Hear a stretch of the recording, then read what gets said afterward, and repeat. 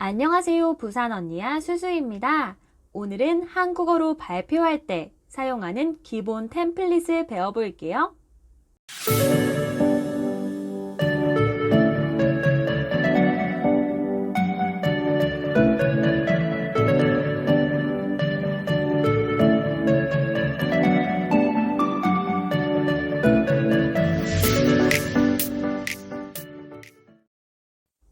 자연스럽게 한국어를 말하고 싶다면 제가 한국어를 말하면 그걸 들리는 그대로 흉내내듯 따라하세요.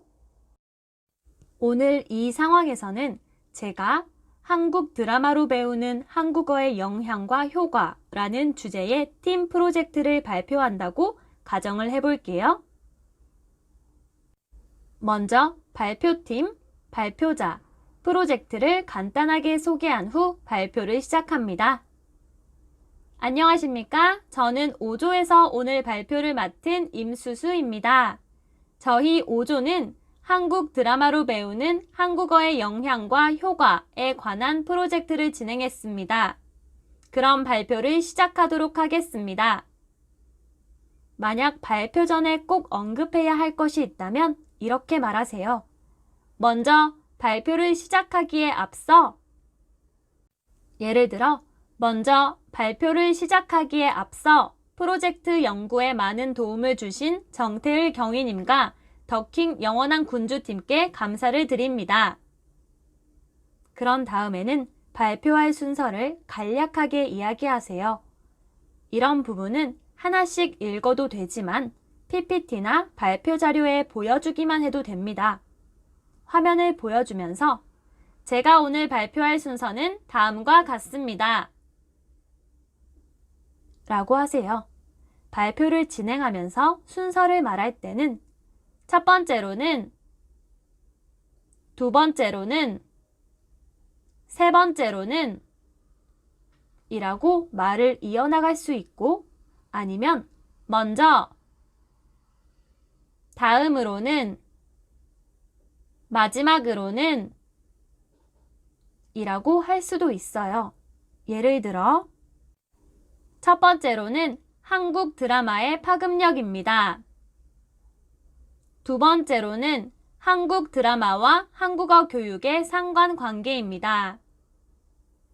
다음으로는 한국 드라마를 활용한 한국어 교육의 장단점입니다. 마지막으로는 한국 드라마를 활용한 한국어 교육의 필요성입니다. 또 발표를 하던 중에는 이런 말들로 주의를 집중시킬 수 있어요.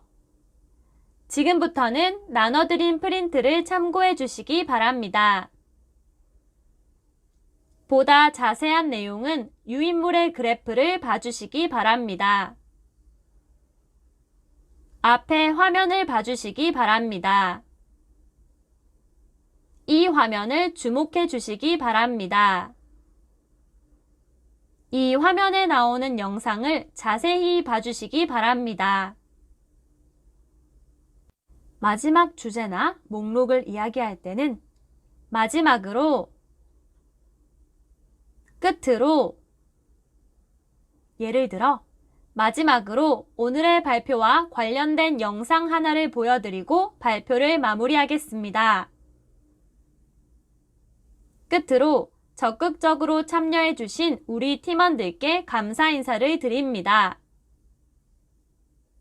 그리고 정말 마지막에는 질문을 받습니다. 혹시 질문 있으십니까?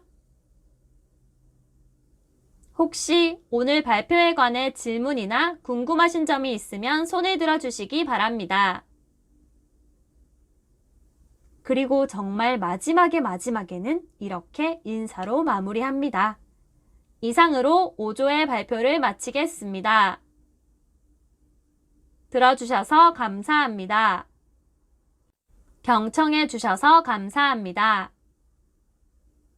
여러분, 발표에서 가장 중요한 것은 여러분이 외국인이라는 것을 모두가 알고 있기 때문에 틀려도 됩니다. 그러나 당당하고 자신감 있게 말하고 정확하게 전달하려는 노력입니다. 그럼 지금부터는 설명 없이 발표의 템플릿만 들려드릴 테니 잘 듣고 따라하세요. 안녕하십니까? 저는 5조에서 오늘 발표를 맡은 임수수입니다.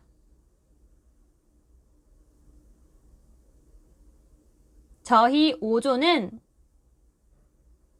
땡땡땡에 관한 프로젝트를 진행했습니다. 그럼 발표를 시작하도록 하겠습니다. 먼저 발표를 시작하기에 앞서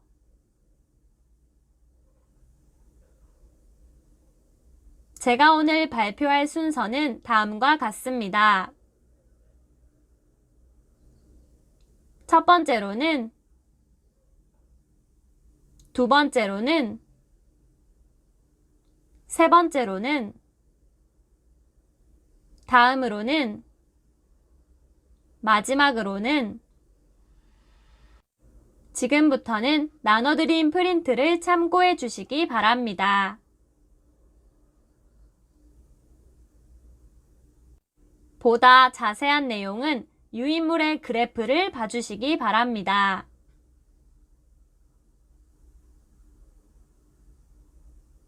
앞에 화면을 봐주시기 바랍니다. 이 화면을 주목해 주시기 바랍니다. 이 화면에 나오는 영상을 자세히 봐주시기 바랍니다. 마지막으로, 끝으로, 혹시 질문 있으십니까? 혹시 오늘 발표에 관해 질문이나 궁금하신 점이 있으면 손을 들어주시기 바랍니다.